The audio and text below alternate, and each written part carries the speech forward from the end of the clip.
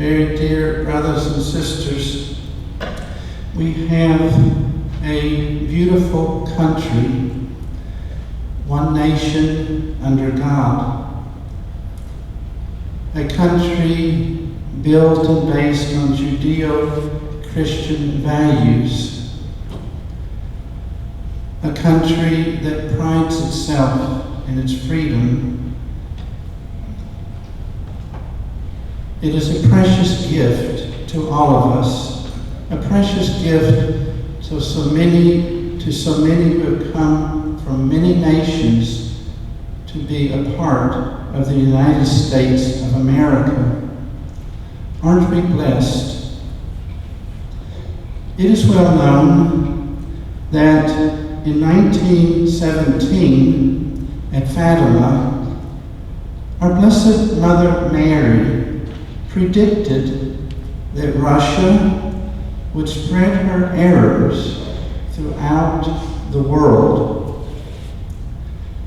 As a concerned and loving mother, she asked us all to consecrate ourselves and also Russia to her Immaculate Heart. She also asked us to be sure to pray the Rosary daily and to remember to pray for the Holy Father, the Pope. In today's readings, we can perceive and understand that Jesus would be coming to save us in a unique way. Zechariah, the prophet, spoke of his future coming. He could see him, meek and humble, and riding into Jerusalem on an ass, on a colt, the foal of an ass, and that he would banish the weapons of war, the chariot, the horse, and the warrior's bow. That he would proclaim peace to the nations, and that his dominion would be vast, sea to sea, and unto the ends of the earth.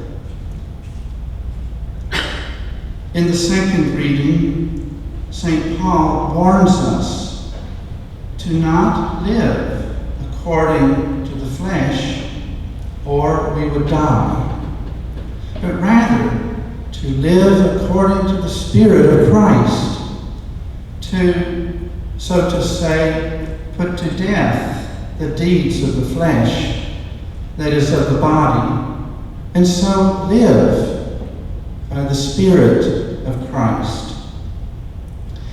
The Gospel today, according to Matthew, describes Jesus as really being just as Zechariah the prophet had foretold, meek and humble of heart, and that we should therefore come to Jesus and not be afraid, because he will give you rest, that is, comfort, consolation, healing, and peace.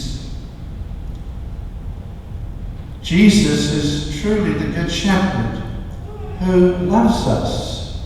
He truly loves us and suffered to take away all our sins.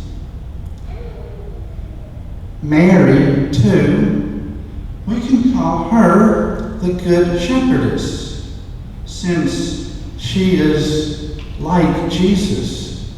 She is all pure and meek and humble of heart, again, like Jesus, and she is full of grace.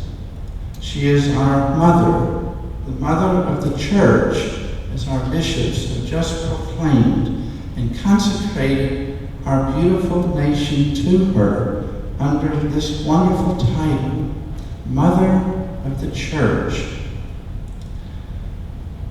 In recent weeks, we have seen and experienced in our nation much violence. It's worrisome, it's troublesome. The errors of Marxism, originating out of Russia, seem to be cropping up in an organized way in our cities, throughout our land. Marxism is atheistic and uses means of violence to seek to achieve its end, to seek to tear down the godly civilization and to replace it with another type of a civilization, one without God, a certain new world order that would simply banish God and faith in the religion as we know it. Our Lady warned us of this. Let us turn to her as our bishops have instructed us and are guiding us. Let us turn to her and be sure to pray very much for our country, this beautiful land with all its people. To pray the Rosary. And I know that in recent decades this has not been as popular, but Our Lady tells us this is very, very important, as she is full of grace and she wishes to pour out the fullness of her grace upon us, our country and world. She wishes for her heart, along with the heart of Jesus, to triumph. We must pray the Rosary and seek to be very faithful to Jesus, who is the center and heart of our faith. The Eucharistic Jesus. Love him and adore him. Receive him with faith, with gratitude, and with petition and confidence. For Jesus is meek and humble of heart, and he's also all-powerful. He is the Most High. I like to think that when a person rises through the ranks to great power, they have to exercise that power a little bit more humbly, a little bit more gently. A very powerful person can knock others out with his little finger. That's how power works. Jesus is the Most High, the most powerful. He comes among us so meek, so humble. And Jesus will always be and is the Lord of all the nations of the earth. Nothing will ever change this. This is the fact.